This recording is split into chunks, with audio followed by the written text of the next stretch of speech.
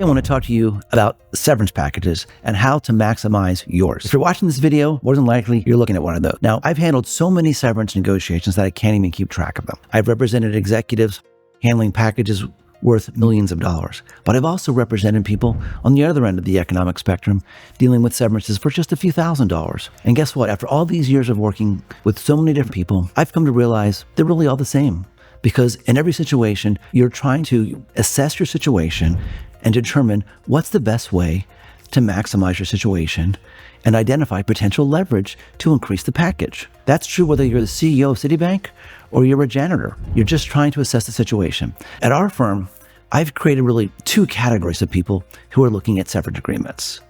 The first category are people who we believe may have a wrongful termination case or some type of illegal behavior has gone on and that's connected with their termination. For example, maybe a woman executive recently announced her pregnancy and now she's looking at a severance package. Or maybe someone took time off to care for a sick family member and they were let go soon after that happened.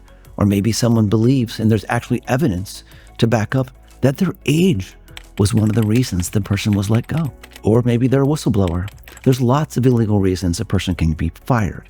And we keep our lookout for that. And if we see that, that's bucket number one. Bucket number two is everyone else, are people who have been let go for perfectly legal reasons. Pretty much everyone out there is an employee at will. And you may know that employees at will can be fired for no reason or any reason. No notice is required at all. Most people when they let go, it's for a legal reason. And if you're in that bucket number two, it's a different situation.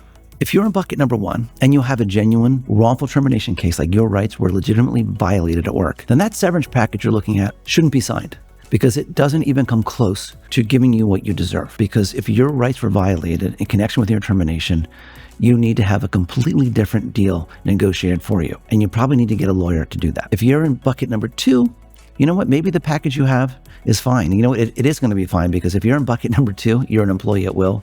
The company doesn't have to give you any severance package. And if they've given you something, it's already more than they have to do. And you need to realize that. But even though you're in bucket number two with a perfectly lawful termination going on, we see people like that would get incredibly large packages all the time, especially if you're a high-level executive who's been there for many years. Some people think there's formulas, and there's no legal formula, but one sort of rule that some people follow is that there's sort of a framework of 1 week per year to 1 month per year. So that's kind of one formula that I hear people talk about all the time. But I see people who get less than that and even more than that.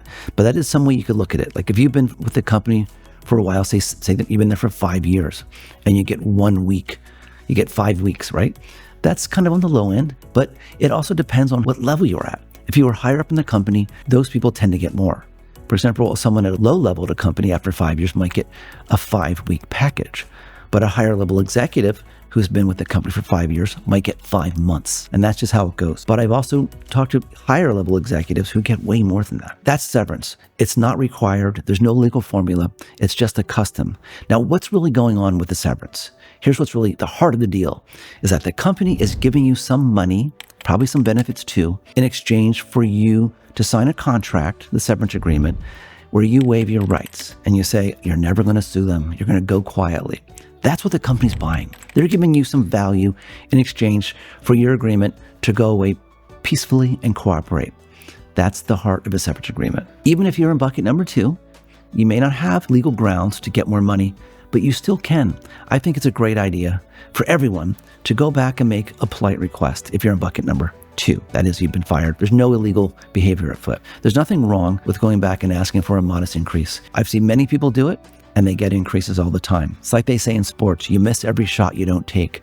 And there's no harm at all in making a polite request. You really should do it. That's the sort of the nuts and bolts, the basics of negotiating a severance agreement. Identify where you are. Assess the market. Are you in bucket number one? Do you think you may have a wrongful termination claim? If you're in that category, you may have a lot of leverage.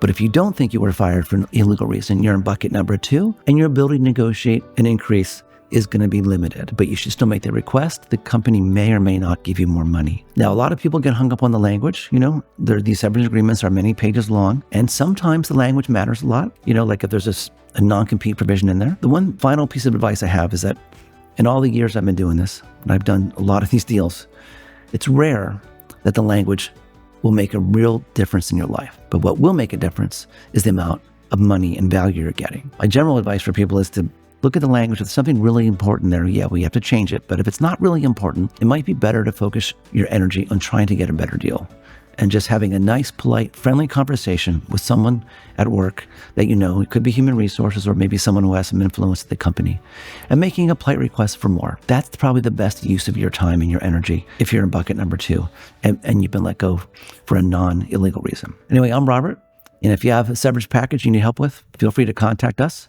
Thanks for watching. I hope it was helpful.